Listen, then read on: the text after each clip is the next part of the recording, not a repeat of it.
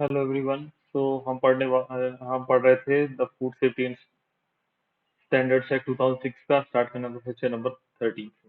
Section number 13 यहाँ पे scientific panel. तो जो फूड अथॉरिटी है वो शेल मतलब यहाँ पे फूड अथॉरिटी को कंपलसरी हुआ कि वो एस्टेब्लिश करेगी एक साइंटिफिक पैनल जिसमें कंसिस्ट होंगे इंडिपेंडेंट साइंटिफिक एक्सपर्ट। और जो साइंटिफिक पैनल होगा वो इनवाइट करेगा रिलेवेंट इंडस्ट्रीज और कंज्यूमर रिप्रेजेंटेटिव्स को उसकी डेलीब्रेशन में। अब without prejudice to the provisions of subsection 1, subsection के प्रोविजंस को बिना प्रेजुडिस किए जो फूड अथॉरिटी है वो एस्टेब्लिश करेगी साइंटिफिक पैनल्स को। और जो भी उनको नेसेसरी लगता है in addition to the panel, तो जो यहाँ पे पैनल है इसके अलावा भी सबसेक्शन 1 में जो है उसको प्रोड्यूस किया बिना यहाँ पे फूड अथॉरिटी जो है एस्टेब्लिश कर सकती है एज मैनी साइंटिफिक पैनल जो कि उनको नेसेसरी लगते हैं। और ये होते हैं फूड एडिटिव्स के लिए फ्लेवरिंग वगैरह प्रोसेसिंग एड्स या जो भी मटेरियल है उससे कनेक्टेड विद फूड्स है उनके लिए, या फिर पेस्टिसाइड्स और एंटीबायोटिक्स जो है रेसिड्यूज उनके लिए यहाँ पे किया जा सकता है।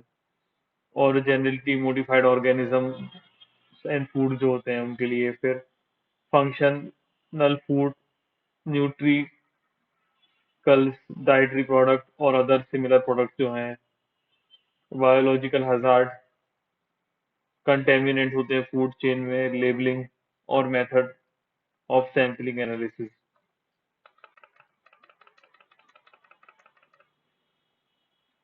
तो जो फूड अथॉरिटी है वो कंस्टिट्यूट कर सकती है टाइम टू टाइम,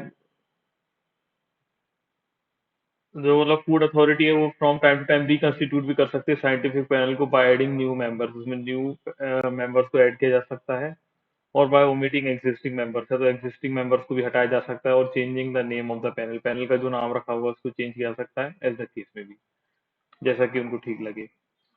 अब सेक्शन नंबर 14 है यहाँ पे साइंटिफिक कमेटी। तो साइंटिफिक कमेटी क्या होगी, तो यहाँ पे फूड अथॉरिटी है तो फूड अथॉरिटी ही लिखा हुआ है, ऊपर फूड अथॉरिटी था उनके लिए यहाँ पे ये भी कंपल्सरी होगा, मतलब शेयर लिखा हुआ है, कंस्टिट्यूट करेंगे यहाँ पे साइंटिफिक कमेटी को, जिसमें कंसिस्ट होगा एक chairperson of the scientific panel, जो ऊपर था उसका साइंटिफिक पैनल का एक चेयरपर्सन यहाँ पे होगा। और 6 इंडिपेंडेंट साइंटिफिक एक्सपर्ट होंगे जो कि नॉट बिलोंगिंग टू बिलोंगिंग और affiliated to any scientific panel, जो कि किसी साइंटिफिक पैनल से एफिलिएटेड नहीं होंगे, एफिलिएटेड नहीं होंगे मतलब, और ना ही बिलोंग करते होंगे।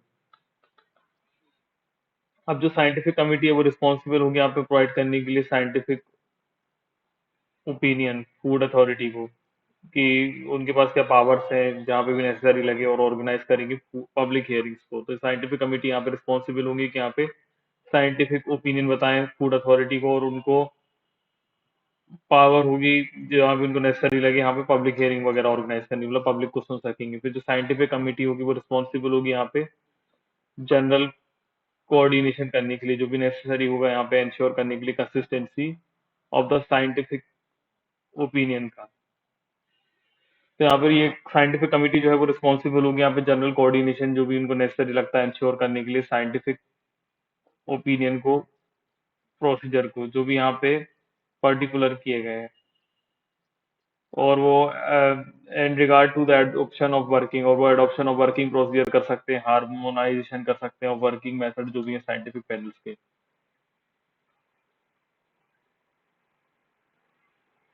जो साइंटिफिक कमिटी है वो यहाँ प्रोवाइड करती है ओपिनियन ऑन मल्टी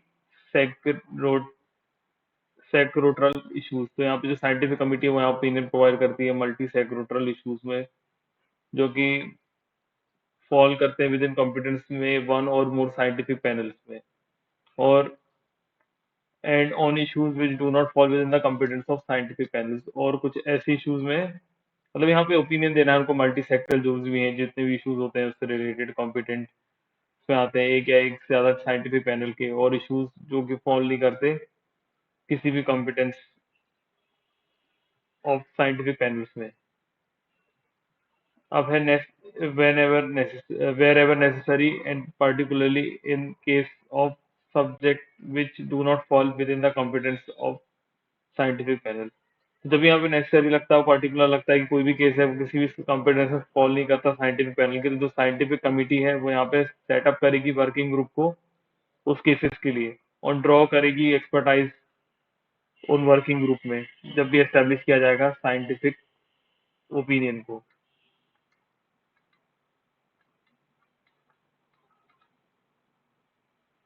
अब सेक्शन नंबर 15 है procedure for scientific committee and scientific panel. तो जो भी मेंबर्स होंगे यहाँ पे साइंटिफिक कमिटी के, जो कि मेंबर यहाँ पे नहीं है किसी भी साइंटिफिक पैनल के, और जो मेंबर होंगे साइंटिफिक पैनल के जो अपॉइंट किए गए यहाँ पे फूड अथॉरिटी के द्वारा। तो सबसे पहले यहाँ पे जो मेंबर होंगे साइंटिफिक कमिटी के, जो किसी भी साइंटिफिक पैनल मेंबर नहीं हो, जो भी मेंबर है साइंटिफिक पैनल के, वो अपॉइंट किए जाएंगे फूड अथॉरिटी के द्वारा 3 साल के लिए। और तो यहाँ पे कितने साल के लिए रहेंगे? 3 साल के लिए रहेंगे, ये इंपॉर्टेंट है।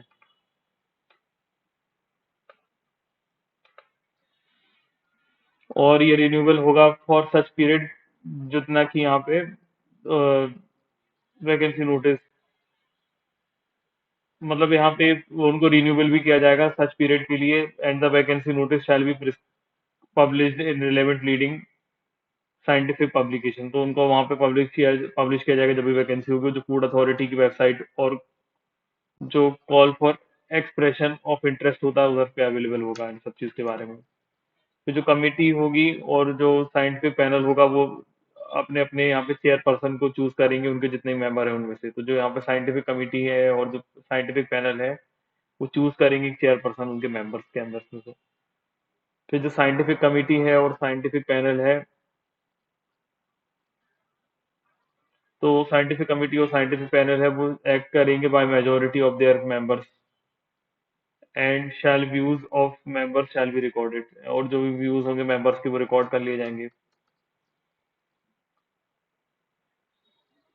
और जो भी procedure for the operation and coordination of scientific committee and scientific panel का है वो स्पेसिफाइड किया जाएगा। मतलब यहाँ पे जो ऑपरेशन वगैरह लिए जाते हैं कॉपरेशन कराने के लिए, यहाँ पे साइंटिफिक कमिटी और साइंटिफिक पैनल का वो रेगुलेशन में स्पेसिफाई होंगे। वो जो प्रोसीजर्स होंगे वो रिलेट करते हैं पर्टिकुलर की कितने नंबर ऑफ टाइम्स यहाँ पे मेंबर जो है सर्व कर सकता है कंसेक्यूटिवली साइंटिफिक कमिटी या साइंटिफिक पैनल में। फिर कितने नंबर ऑफ मेंबर्स होंगे साइंटिफिक पैनल में, प्रोसीजर क्या होगा उनका रीइंबर्सिंग जो भी एक्सपेंस हुए किसी मेंबर ऑफ साइंटिफिक कमिटी या साइंटिफिक पैनल के। फिर किस मैनर में टास्क वगैरह रिक्वेस्ट वगैरह साइंटिफिक ओपिनियन को असाइन किया जाएगा साइंटिफिक कमिटी या साइंटिफिक पैनल के द्वारा।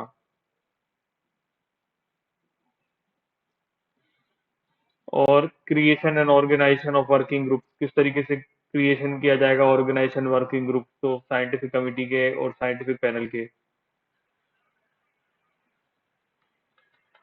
And the possibility of external expert, और जो भी यहाँ पे पॉसिबिलिटी है कि एक्सटर्नल एक्सपर्ट को इंक्लूड किया जाए किसी भी वर्किंग ग्रुप में।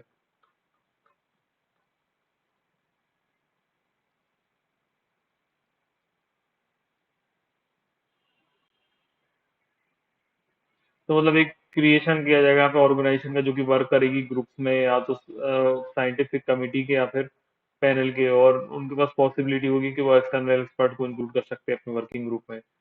फिर जो पॉसिबिलिटी होगी ऑब्जर्व करने वो possibility of observe being invite for being invited to meetings of the scientific committee and scientific panel। तो यहाँ पे पॉसिबिलिटी भी होगी कि ऑब्जर्वर्स को भी यहाँ पे इनवाइट किया जाएगा, और पॉसिबिलिटी है कि अब जो observing sorry organising public hearing है उसके भी यहाँ पे किया जा सकता है। मतलब पॉसिबिलिटी होगी यहाँ पे ऑर्गेनाइज करने की पब्लिक हियरिंग को। और जो क्वारम ऑफ द मीटिंग होगा, नोटिस एजेंडा मीटिंग वगैरह का, वो सब मैनर उसमें दिया जाएगा।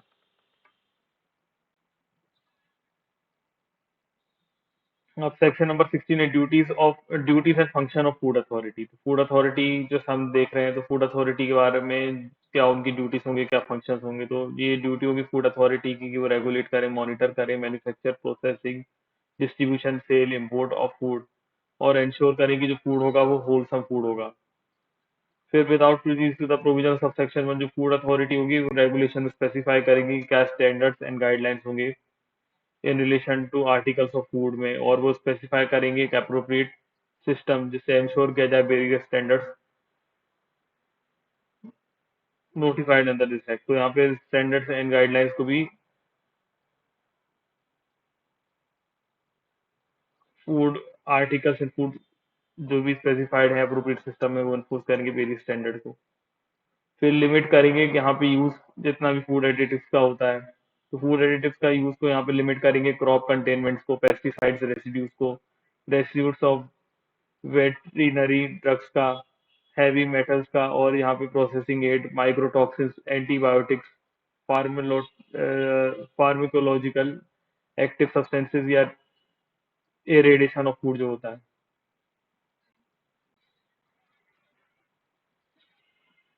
एक मैकेनिज्म एंड गाइडलाइंस देंगे एक्रीडिटेशन करने के लिए, जो भी यहाँ पे सर्टिफिकेशन बॉडीज इंगेज हैं यहाँ पे, certification of food safety management system for food business में। और जो भी प्रोसीजर है यहाँ पे, an enforcement of quality control है किसी भी relation to any article of food imported to India. तो यहाँ पे जो भी प्रोसीजर और एनफोर्समेंट ऑफ क्वालिटी जो भी होगा यहाँ पे किसी भी आर्टिकल ऑफ फूड से रिलेटेड जो कि इम्पोर्ट किया जा रहा है इनटू इंडिया में।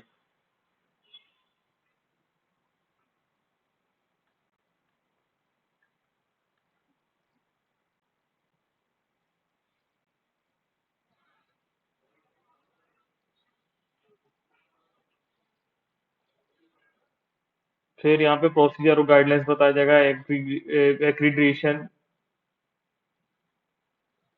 एक्रीडिटेशन जो भी होता है यहाँ पे, लेबोरेटरीज का जो भी notification of the accredited laboratories के बारे में है तो उनके ऊपर गाइडलाइंस बनाएगा। फिर मेथड बताएगा किस तरीके से सैंपल लिया जाएगा, एनालिसिस किया जाएगा, एक्सचेंज किया जाएगा इंफॉर्मेशन जो भी एस्टेब्लिश अथॉरिटीज है उनके ऊपर।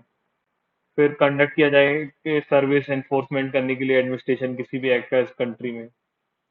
और फूड लेबलिंग स्टैंडर्ड्स जो भी है इसमें इंक्लूड होता है किसी भी तरीके claim, nutrition, special dietary uses और food category system for food जो भी होते हैं यहाँ पे।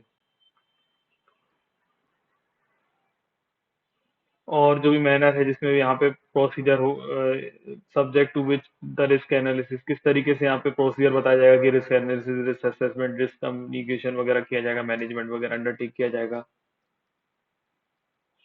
और जो फूड अथॉरिटी है वो यहाँ पे ऑल्सो प्रोवाइड करेगी scientific advice and technical support central government को, स्टेट गवर्नमेंट को, जो भी मैटर्स रहते हैं जो उनकी पॉलिसीज को फ्रेम करने में हेल्प करते हैं, और रूल जो भी एरियाज जिनके ऊपर डायरेक्ट एंड इनडायरेक्ट यहाँ पे फूड बेयरिंग, फूड सेफ्टी और न्यूट्रिशन से रिलेटेड है। और उसके बाद ये सर्च कलेक्ट करते हैं और कोलेट करते हैं, एनालिसिस करते हैं, समराइज करते हैं relevant scientific and technical data जो भी पर्टिकुलर रिलेटेड टू है यहाँ पे consumption and exposure of individual risk का, और जो भी इंसिडेंट्स है और प्रीवेलेंस ऑफ बायोलॉजिकल रिस्क है, फिर कंटेमिनेंट ऑफ फूड है, कंटेमिनेंट्स इन फूड है, रेसिड्यू ऑफ वेरियट कंटेमिनेंट्स है, आइडेंटिफिकेशन जो कि इमर्जिंग रिस्क है, और इंट्रोडक्शन है यहाँ पे ऑफ रैपिड अलर्ट सिस्टम का।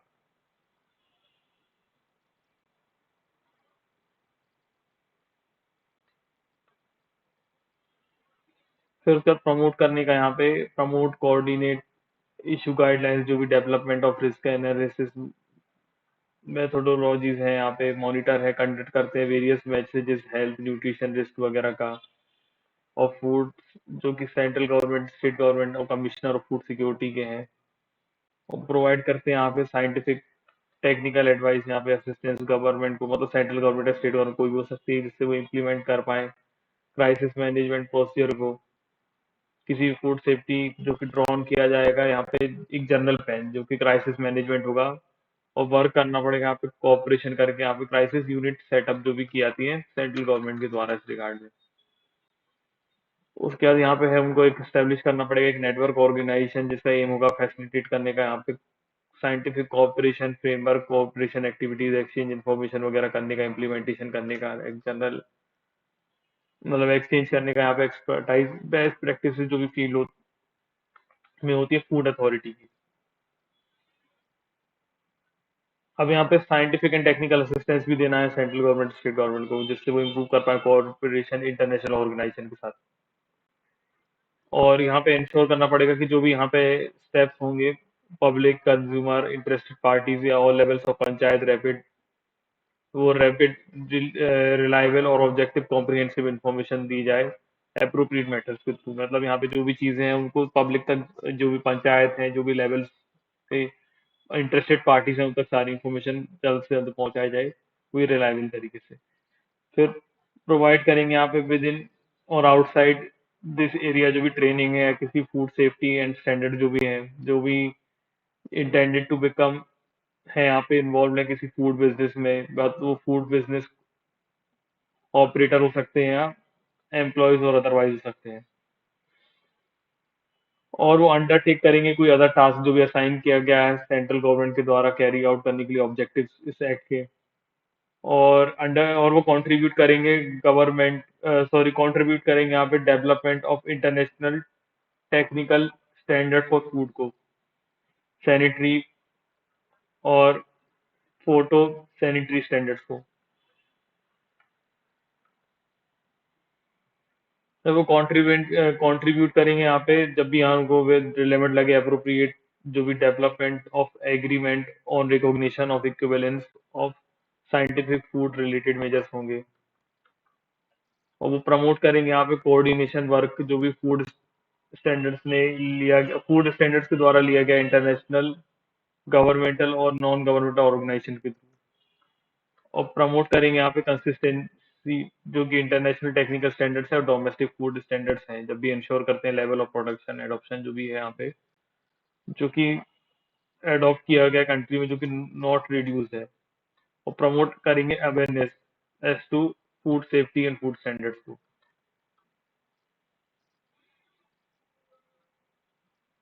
और जो भी फूड अथॉरिटी है वो यहाँ पे मेक करेगी विदाउट अनड्यू डिले, जो भी उनका ओपिनियन है यहाँ पे साइंटिफिक कमिटी का या फिर साइंटिफिक पैनल का इमीडिएटली आफ्टर एडॉप्शन, जैसा कि उन्होंने अडॉप्ट किया। और जो भी एनुअल डिक्लेरेशन होगी इंटरेस्ट किसी भी मेंबर ऑफ फूड अथॉरिटी के द्वारा या सीईओ के द्वारा या जो भी मेंबर ऑफ एडवाइजरी कमिटी है या मेंबर ऑफ साइंटिफिक कमिटी या पैनल के हैं, और उनके साथ साथ डिक्लेरेशन ऑफ इंटरेस्ट जो भी इस रिलेशन में किया गया है एजेंडाज मीटिंग वगैरह में। और जो भी रिजल्ट है यहाँ पे साइंटिफिक स्टडीज के और जो एनुअल रिपोर्ट है उनकी एक्टिविटीज की। और जो फूड अथॉरिटी है वो टाइम टू टाइम यहाँ पे डायरेक्शन देगी मैटर्स का फूड सेफ्टी के स्टैंडर्ड्स को कमिश्नर ऑफ फूड सेफ्टी को, who shall bound by the direction while exercising his power under this act। तो यहाँ पे जो फूड अथॉरिटी है वो टाइम टू टाइम डायरेक्शन भी दे सकती हैं फूड सेफ्टी स्टैंडर्ड से रिलेटेड, कमिश्नर जो भी होते हैं फूड सेफ्टी के।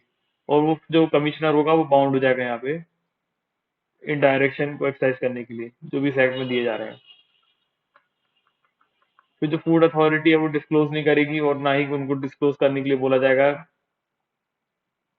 बोला जा सकता है, मतलब ना ही उनको बोला जा सकता है, ना ही वो डिस्क्लोज करेंगे कोई भी थर्ड पार्टी कॉन्फिडेंशियल इन्फॉर्मेशन जो उनको रिसीव हुई है, जो कि वो कॉन्फिडेंशियली ट्रीटमेंट कर रहे हैं और उसको रिक्वेस्ट किया गया था या फिर हैज बीन एसीडेड, ऐसा मतलब यहाँ पर ऐसा एक तरीके से इम्प्लाइडली बोला गया था, except information which must be made public if circumstances so required. केवल उस बात को छोड़ के जब उनको ऐसा लगता है कि ये पब्लिक को दे देना जरूरी है, अगर सरकमस्टेंसेस में उनको लगता है तो ठीक, नहीं तो फिर नहीं तो वो नहीं देंगे। In order to protect public health से रिलेटेड है तो डिस्क्लोज कर सकते हैं, अदर नहीं, अदरवाइज नहीं करेंगे। उनको लगता है कि जनरल पब्लिक को ये चीज पता होना चाहिए। तो आप देखते हैं सेक्शन नंबर 17। तो सेक्शन नंबर 17 है प्रोसीडिंग्स ऑफ फूड अथॉरिटी। तो जो फूड अथॉरिटी है वो मीट करेगी at the head office. Food authority वो जो है वो मीट करेगी हेड ऑफिस में, और कोई other any of its office at such time as chairperson में डायरेक्ट। फूड अथॉरिटी या तो हेड ऑफिस मिलेगी या कोई अपने जो उनके और ऑफिस होंगे, जैसे उस टाइम पे जैसे कि चेयरमैन ने डायरेक्ट किया हो, और वो ऑब्जर्व करेंगे वो रूल्स प्रोसीजर जो कि ट्रांसैक्शन ऑफ बिजनेस उनकी मीटिंग में जो फॉरम वगैरह है जो कि स्पेसिफाई किया होगा रेगुलेशन में। और जो अगर चेयरपर्सन है अनेबल टू अटेंड है कोई भी मीटिंग ऑफ फूड अथॉरिटी का, तो जो अदर मेंबर है वो उसको नॉमिनेट किया जाएगा चेयरपर्सन के द्वारा इस बिहाफ में, कि वो उनकी एब्सेंस में जो नॉमिनेशन है वो पर्सन यहाँ पे, और अगर यहाँ पे कोई चेयर पर्सन नहीं है तो जो मेंबर यहाँ पे चूजन हो जाएगा मेंबर्स के आपस में, वो यहाँ पे प्रिसाइड करेगा उस मीटिंग में एज चेयर पर्सन। मतलब या तो मतलब कैसा है कि चेयर पर्सन अगर नहीं आ पा रहा तो चेयर पर्सन अगर किसी मेंबर को बोल के जाएगा कि ये मेरे एब्सेंस में चेयर पर्सन रहेगा तो वो ठीक। अदरवाइज कोई भी अगर वो नहीं बता के गया तो जो मेंबर्स होंगे आपस में ही अपने आप में किसी को चेयर पर्सन बना लेंगे। फिर जो भी क्वेश्चन यहाँ पे कम अप होते हैं बिफोर द फूड अथॉरिटी वो डिसाइड किए जाएंगे मेजोरिटी ऑफ वोट्स जो भी मेंबर वहाँ पे प्रेजेंट और वोट कर रहे हैं। और अगर इक्वल वोट हो जाता है तो जो चेयर पर्सन होगा वो यहाँ पे क्या करेगा, शैल हैव, तो इक्वल अगर वोट होगा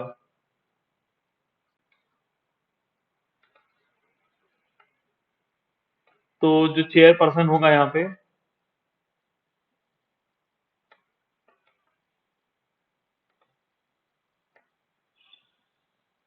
सेकंड और कास्टिंग वोट होगा उसके पास।